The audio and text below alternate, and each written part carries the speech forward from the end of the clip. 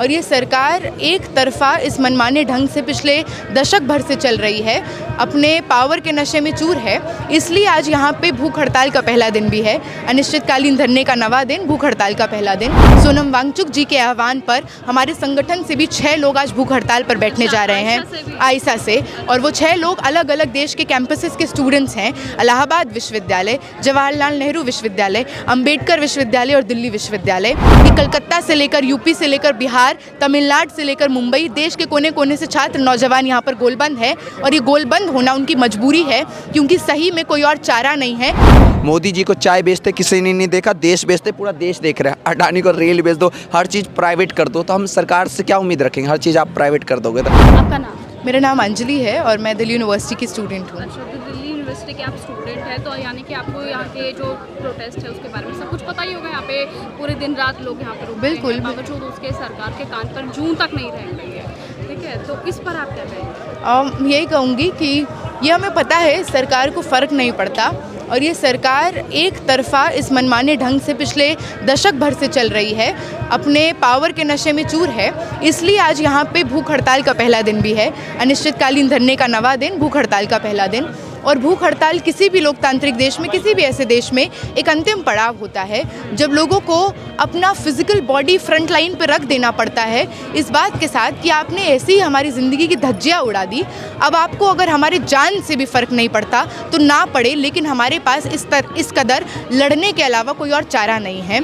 सोनम वांगचुक जी के आह्वान पर हमारे संगठन से भी 6 लोग आज भूख हड़ताल पर बैठने जा रहे हैं, आइसा से। और वो 6 लोग अलग अलग देश के कैंपसेस के स्टूडेंट्स हैं, इलाहाबाद विश्वविद्यालय, जवाहरलाल नेहरू विश्वविद्यालय, अंबेडकर विश्वविद्यालय और दिल्ली विश्वविद्यालय। ये लोग वो लोग हैं जो उस सपने का प्रतिनिधित्व करते हैं जो देश का मेहनतकश आम परिवार देखता है, जब वो किसी नीट की कोचिंग के लिए 1.5 लाख 2 लाख अपने बेटे को देता है, बेटी को देता है, कि कल को हमारे घर से कोई डॉक्टर इंजीनियर निकलेगा तो पूरे समाज, पूरे खानदान की शक्ल सूरत बदल जाएगी। लेकिन इस देश के सत्ता के कुर्सी पर काबिज लोग, उनको फ़र्क नहीं पड़ता, उनको बस आपके जेब में कितना पैसा है। अगर आप करोड़पति हैं तो आपके बच्चे को शिक्षा और रोजगार मिलेगा। तो आज इस मॉडल के खिलाफ लड़ते हुए यहाँ पे आपको दिखेगा कि कलकत्ता से लेकर यूपी से लेकर बिहार, तमिलनाडु से लेकर मुंबई, देश के कोने कोने से छात्र नौजवान यहाँ पर गोलबंद है। और ये गोलबंद होना उनकी मजबूरी है, क्योंकि सही में कोई और चारा नहीं है। क्योंकि आप हर तरह से किसी भी तबके, किसी भी समाज, किसी भी धर्म, किसी भी जाति के हों, आपको पता है कि शिक्षा एकमात्र ऐसा जरिया है जिससे आप अपने जीवन को बेहतर कर सकते हैं। हमारी सरकार जो है नारा भी देती है कि बेटी बचाओ और बेटी पढ़ाओ। आपको लगता है कि आज के टाइम पे बेटी बच रही है? या बेटी छोड़ो, मैं तो यहाँ सब तमाम छात्रों की बात कर रही हूँ, यहाँ लड़कों की भी बात कर रही हूँ, लड़कियों की भी बात कर रही हूँ। कितनी बार तो ऐसा होता है कि हमारे खुद के मम्मी पापा की जो एज के लोग होते हैं वो खुद पढ़ रहे होते हैं। आपको लगता है कि हमारा सच में जो भारत आगे बढ़ रहा है इन चीज़ों में? बिल्कुल नहीं बढ़ रहा है, और बढ़ रहा होता तो सालाना हमारे 13,000 साथी अपनी जान लेने को मजबूर नहीं होते। और ये आत्महत्या नहीं है, संस्थागत हत्या है। सरकार ने मारा है इनको। पिछले 37 दिनों में 21 लोगों ने अपनी जान ली। तो लगातार धर्मेंद्र प्रधान और ये पूरी आजपा आरएसएस की जो मशीनरी है, उसने हमारी साथियों से उनके सपने, उनकी जिंदगियां छीनी हैं। तो आज जब हम यहाँ पे खड़े हैं तो हम किसी प्रदीप से लेकर उमेश, रेनू, ऋतिक, तमाम ऐसे लोग, शेख सना, इन सब के इंसाफ के लिए खड़े हैं। उन तमाम लोगों के सपनों के पक्ष में खड़े हैं, उनकी माँ बाप की लड़ाई, उनके इंसाफ के लिए उसके पक्ष में खड़े हैं, और खुद के आने वाले कल के लिए खड़े हैं। 20 तारीख तक का अल्टीमेटम धर्मेंद्र प्रधान जी को दिया गया था, बावजूद उसके उन्होंने यहाँ पर अपना इस्तीफा नहीं दिया। उसके बाद 2 दिन और बढ़ाया गया, ठीक है। फिर उसके बाद अब सोनम वांगचुक जी ने ये कहा था कि 28 तारीख को मैं आऊँगा, हड़ताल पर बैठूंगा, भूख हड़ताल पर। अब देखने वाली बात ये होगी कि क्या सचमुच आप लोगों की प्रोटेस्ट की वजह से, आप लोगों की वजह से सोनम वांगचुक जी के भूख हड़ताल की वजह से सरकार के कानों पर जू रहेंगे, क्योंकि अब मंत्रिमंडल विस्तार की भी बातें सामने आ रही हैं कि मंत्रिमंडल का विस्तार होगा। बिल्कुल, वो सारी बातें सामने आ रही हैं, लेकिन देश में जवाबदेही देने की जगह आंदोलन कर रहे, धरना कर रहे और शांतिपूर्ण तरीके से लोकतांत्रिक अधिकार का इस्तेमाल करते हुए संविधान के तर्ज पर जो प्रोटेस्ट चल रहा है, उन प्रोटेस्टर्स को मुंह खोलने की जगह, संवेदनशीलता के साथ ये प्रकट करने की जगह कि जिन लोगों की जान गई उनके प्रति मेरा खेद है, उनके माँ बाप से माफ़ी मांगे, इसकी जगह धर्मेंद्र प्रधान हम लोगों को दहशतगर्द कहते हैं। उसकी जगह ये कहते हैं कि ये लोग वो लोग हैं जो देश में हड़कंप मचाना चाहते हैं, क्योस पैदा करना चाहते हैं। तो मंसूबा तो इनका दिख रहा है। और आज से तक यहाँ पे पे जो लोग प्रोटेस्टर हैं उन लोगों को आतंकवादी तक कह दिया गया। बिल्कुल कहा जाएगा, इसीलिए आतंकवादी कह दिया जाएगा, मुंह नहीं खोला जाएगा, लोगों की जान ली जाएगी, घोटाले पे घोटाला किया जाएगा, एनटीए को लाए ताकि धांधलेबाजी को और लेजिटिमाइज किया जा सके।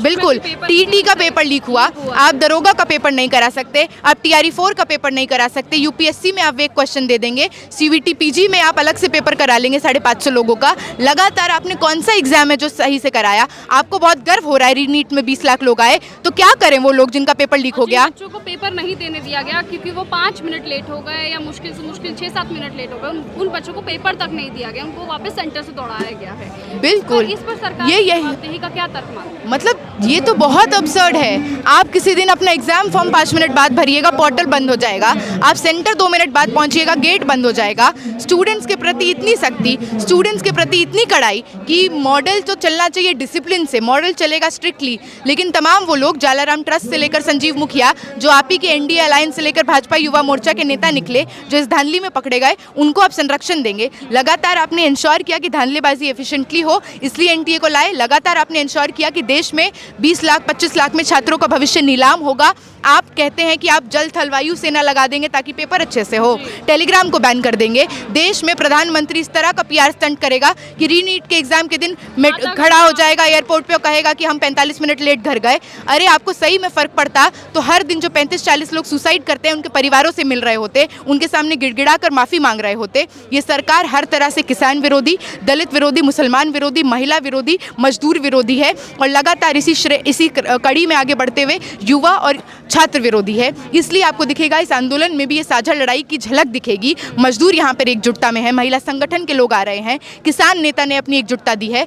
तो क्योंकि हम सब समझते हैं किसी भी समाज की उन्नति शिक्षा से होकर जाएगी, तो आज की लड़ाई अकाउंटेबिलिटी की लड़ाई है, शिक्षा प्रणाली को बेहतर करने की लड़ाई है और हम लोग टस से मस नहीं होंगे जब तक इस देश का मापदंड जवाबदेही को नहीं बना दिया जाता। जैसे आगे मंत्रिमंडल विस्तार की बातें चल रही हैं, ठीक है, तो सोशल मीडिया पर इस तरह की बातें खूब वायरल हो रही हैं कि कहीं ना कहीं इस प्रोटेस्ट की वजह से सरकार के ऊपर दबाव बढ़ रहा है, कहीं ना कहीं वहाँ पर ये उनके जो कानों तक ये बात जा रही है कि प्रोटेस्ट और ज़्यादा उग्र होगा, ठीक है। उसके बाद ये कहा जा रहा है कि हम इस्तीफा तो नहीं देंगे लेकिन हम पद किसी और को दे देंगे। क्या ये रास्ता अब ठीक है सरकार का कि वो सामने से तो नहीं एक्सेप्ट कर रही है, पर हाँ पीछे के रास्ते से वो एक्सेप्ट कर रही है और इसी वजह से वो उन लोगों को वहाँ से हटा रही है? इस पर आपका क्या कुछ कहना है? नहीं, ये बिल्कुल बहुत इस तरह की बात है कि आपको जवाबदेही का पहला स्तर होगा कि आप एक्सेप्ट करेंगे कि ये हुआ, और लगातार इस चीज़ के डिनायल में ये सरकार है। धर्मेंद्र प्रधान का पहला बयान इस तमाम वाक़या के बाद ये होता है कि अफसोस जताया उन्होंने। क्या करेंगे वो लोग जिनकी औलादें मर गई, वो उनके अफसोस का क्या करेंगी? तमाम वो लोग जिनके करियर बर्बाद हो गए। 1 साल का पेपर लीक का मतलब 1 साल की तैयारी पर पानी फिरना। 1 साल का पेपर लीक का मतलब 1 साल जो कर्जा उधार लेकर ज़मीन बेचकर माँ बाप ने कोचिंग में लगाया पैसा, उसका नुकसान। 1 साल की तैयारी और उसके बाद पेपर लीक का मतलब 1 साल का तनाव, मेंटल एग्जॉशन, डिप्रेशन, हर तरह का मानसिक जटिलता जिससे स्टूडेंट्स जूझते हैं। एक बड़ी आबादी जो उन घरों से आती है जिनके घर में इस तरह के आपके कॉरपोरेट दोस्तों की तरह जो करोड़पति नहीं है, उनके घर में सही में ये ऑप्शन नहीं है कि वो आगे पढ़ा पाएँ। इतनी सारी महिलाओं को अपना नाम कटवाना पड़ता है, ड्रॉप आउट करना पड़ता है। ये ड्रॉप आउट नहीं है, पुश आउट है। देश की एक बड़ी आवाम जो अल्पसंख्यक समुदाय से है, वंचित समुदाय से है, उनको वापस जाना पड़ता है। तो हमको आपका अफसोस नहीं चाहिए, हमको आपका ढकोसले का रिशफलिंग नहीं चाहिए कैबिनेट का, हमको इस्तीफा चाहिए, जवाबदेही चाहिए। और अगर वो इस्तीफा नहीं देते हैं तो आगे चलकर इस प्रोटेस्ट को आप आगे कहाँ देखते हैं कि ये प्रोटेस्ट आगे चलकर और कहाँ आगे? हम तो मैडम ये सवाल मुझे लगता है मीडिया के साथियों को भी हमसे ज़्यादा सरकार से करने की बात है। ये सवाल हम पे नहीं है कि हम अगला क्या करेंगे। हम जो कर रहे हैं लोकतांत्रिक तरीके से, संविधान का 19(1)(a), 19(1)(b जो हमको राइट देता है to peacefully demonstrate our resistance against anything in the country, हम वो कर रहे हैं। ये सवाल तो आज देश के लिटमस टेस्ट के रूप में सामने है कि क्या देश का लोकतंत्र आज बचेगा जब वो देश जहाँ पर सबसे बड़ी आबादी युवाओं की है, वो देश के जंतर मंतर पर रहने को, सोने को, यहीं पे खाना खाने को और आज से तो भूख हड़ताल पर मजबूर है। तो ये सवाल तो सत्ता में बैठे लोगों से है कि क्या वो हम लोगों को इंसाफ देंगे कि नहीं। आखिरी बार आप जाते जाते क्या बोलेंगे धर्मेंद्र प्रधान जी को और खुद प्रधानमंत्री जी को, आपका क्या संदेश होगा? यही संदेश है कि 10 सालों में जब आपका चुनाव पास आया तो आपने देश को धार्मिक उन्माद में बांटकर, नफरती लाइंस पर बांटकर मेन स्ट्रीम मीडिया से लेकर तमाम संसाधनों के दम पर, तमाम संस्थानों के दम पर विभाजन पैदा करने की कोशिश की। लगातार हिंदू मुसलमान किया, मंदिर मस्जिद किया, लगातार जातियों में बांटा, महिलाओं पे एक तरफा दमन ढाए हैं आपने। इसी जंतर मंतर पर रेसलर्स बैठे रहे, आपने न्याय नहीं दिया। आपने देश में प्रज्वल रवन्ना से लेकर बृजभूषण से लेकर कुलदीप सेंगर और तमाम ऐसे मॉडल को काबिज किया। तो आज ये सरकार जान ले कि इनकी जाने की बारी आई है। देश की एक बड़ी आवाम जिसमें मजदूर, किसान, महिला, अल्पसंख्यक, वंचित सब शामिल हैं, युवा शामिल हैं, छात्र शामिल हैं, आज वो आपके खिलाफ हैं। क्या बोलना चाहेंगे? मैं मोदी जी को यही संदेश देना चाहूँगा कि देश की युवा इतनी धूप, इतनी गर्मी, बारिश में, तूफान में परेशान रहती है, मगर मोदी जी घबराए हुए हैं, डरे हुए हैं, वो इस्तीफ़ा नहीं दे रहे। अगर आप इस्तीफ़ा नहीं देंगे तो आपके बस की नहीं है देश चलाना। मोदी जी कह रहे हैं हमारे बीजेपी में इस्तीफ़ा नहीं होता। मैं ये पूछना चाहूँगा 2008 में जब वहाँ मुंबई अटैक होता है, वहाँ के मुख्यमंत्री, वहाँ के गृह मंत्री ने इस्तीफ़ा दे दिया था। मोदी जी ये कह रहे हैं हमारे बीजेपी में इस्तीफ़ा नहीं होता। हाँ, मोदी जी ये बयान दे रहे हैं। अरे मोदी जी, आपको शर्म आती है जरा भी? देश के युवा इतनी धूप, धूल मिट्टी, गर्मी में, बारिश में, तूफान में लड़ रहे हैं, खड़ा है, आपको प्रॉब्लम नहीं देख रहे? डेली सुसाइड के केसेस बढ़ रहे हैं, आपको शर्म आनी चाहिए। मोदी जी को चाय बेचते किसी ने नहीं देखा, देश बेचते पूरा देश देख रहा है। अडानी को रेल बेच दो, हर चीज़ प्राइवेट कर दो, तो हम सरकार से क्या उम्मीद रखेंगे? हर चीज़ आप प्राइवेट कर दोगे तो। यहाँ पे जितने भी छात्र बैठे हैं, यहाँ जितने भी युवा बैठे हैं, ठीक है, तो मुझे ये लगता है कि जिस तरह से वो यहाँ पर इस वक्त बैठे हुए हैं, आपको लगता है कि ये लोग अपनी जो क्या कहते हैं नौकरी है वो दांव पे लगा के बैठे? मैं अपनी खुद नौकरी छोड़ के आया हूँ। आप भी खुद अपनी नौकरी जॉब छोड़ के आया? मैं पढ़ा लिखा, मैं हरियाणा कुरुक्षेत्र से आया हूँ। अच्छा, 7 दिन से हूँ यहाँ। इतनी दूर से आप यहाँ पर लगातार बने हुए हैं, यहाँ पर आपको किसी भी तरह की कोई भी दिक्कत हुई है? दिक्कत हुई है दिल्ली पुलिस से। अच्छा, इन्होंने जैसे चेक किया है, केला कहाँ से आ रहा है, खाना पानी कहाँ से आ रही है, कोई मुद्दा है चेक करने का? भाई आपका काम क्या है? क्रिमिनल्स को पकड़ो, चोर उचक्के को पकड़ो। ये एक बार रोक दिया था इन्होंने चेकिंग के दौरान कि इन्होंने ये चेक किया था खाना कहाँ से पानी, ये कोई मुद्दा नहीं, फंड कहाँ से। देखो हम अपनी सैलरी से कभी फ्रूट ही बांट देते, सरदार जी अपने गुरुद्वारे से खाना ये शेयर कर देते, बांट देते, ये नॉर्मल ही है। मगर इनके पास काम कुछ चक्कर नहीं है। कल परसों एक लड़की के फादर को ईंट से उसका सिर पे मारा जाता है, मगर दिल्ली पुलिस शो ऑफ दिखाने के चक्कर में अरेस्ट करती और आधे दूर जाके, थोड़ी दूर जाके छोड़ देती। मतलब शो ऑफ करना, दिखावा और कुछ नहीं। दिल्ली पुलिस का ये काम है। भूख हड़ताल से असर पड़ेगा सरकार पर? अरे जैसे यूपी में महिला को एफआईआर दर्ज नहीं हो रहा था थाने में, महिला ने योगी के घर के आगे आग लगा लिया तो उसकी एफआईआर दर्ज होता है। अगर ये युवा एजुकेशन मिनिस्टर के घर चली जाए और अपने आप को चाकू मारे या हत्या कर दे या सुसाइड कर ले तो इंसाफ मिलेगा हम युवा को। और डेली सुसाइड के केसेस बढ़ रहे हैं। आप ये संदेश देना चाहेंगे हाँ, युवा को कि वहाँ जाकर हंगामा करो? क्यों उनके कानों तक आवाज़ नहीं जा रही है? 7 दिन से हम बैठे हैं तो जवाब रिस्पॉन्स प्रोटेस्ट चल रहे। तो या किसान 700 मारे गए, वहाँ 1-1.5 साल तक प्रोटेस्ट चलता रहे। हम 1-1.5 साल तक अपनी नौकरी, अपने घर परिवार छोड़ के यहीं रहे हैं। ये मैं जानना चाहूँ, यहाँ से कुछ नहीं हुआ। मैं तो कह रहा हूँ education minister, home minister, PM के घर चलो, जहाँ वहीं हड़ताल करो, वहाँ अपनी आवाज़ उठाओ तो वहाँ फ़ायदा रहेगा। मैं तो यही कहना चाहूँगा आम जनता से, जो जनता को पागल बना रहे हैं, गुमराह कर रहे हैं, और कुछ जैसे बड़ी बड़ी मीडिया है, गोदी मीडिया, वो सोई है, वो इस चीज़ को कवर नहीं करेंगे। उनका काम क्या है बड़ी बड़ी गोदी मीडिया का? भाई और बहनों, आम मीठा क्यों होता है, मेलोडी चॉकलेटी क्यों होता है? कोई मुद्दा है सेंस है इस बात का? नहीं है। मगर मोदी जी के पास टाइम क्या है? विदेश जाऊंगा, पैराशूट से अच्छे से घूमूंगा। मोदी जी विदेश जाते हैं, यात्रा करते हैं, महंगा सूट, महंगा खाना पीना, यही है मोदी जी के काम। 6 लाख की घड़ी पहनूंगा, 8 लाख की बेल्ट चाहिए जी रोलेक्स की, उसको रोलेक्स की घड़ी चाहिए जी, लुई विटॉन का बेल्ट चाहिए जी, मोदी जी के सामने। और 12 करोड़ की कार चाहिए। प्रधानमंत्री का इलेक्शन है? नहीं। मोदी जी का ये काम करने का तरीका नहीं है। क्या कुछ मांग है सरकार इस्तीफ़ा देना चाहिए एजुकेशन मिनिस्टर का। और हमारा जो कोई से भी पेपर होता है उसको लीक को रोकने, आपके बस से नहीं तो मुझे बता दो, मैं बन जाता हूँ, मैं संभालता हूँ। अगर मुझे समुद्र के रास्ते अगर पेपर ले जाना पड़े या फ्लाइट के रास्ते मैं ले जाऊँगा।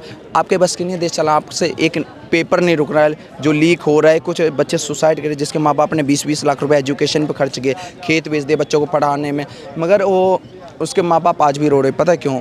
पैसा तो लगाए बच्चा भी मर जाता है और माँ बाप की ज़िंदगी भर की जमा पूंजी ख़त्म हो जाती है। आखिरी संदेश क्या होगा सरकार? आखिरी संदेश यही होगा कि जितने भी दिल्ली के पब्लिक है, दूर दूर से लोग आ रहे हैं, तमिलनाडु, गुजरात से, आप सभी लोग आए जंतर मंतर और अपनी आवाज़ उठाएं। हमें हमारा संविधान, हमारा लॉ, हमारी लोकतंत्र के खिलाफ आवाज़ उठाए। जो गलत हो रहा है, जो क्राइम, करप्शन, बीजेपी के जितने भी नेता कार्यकर्ता है, रेपिस्ट, बलात्कारी, सब इसी के पार्टी में है।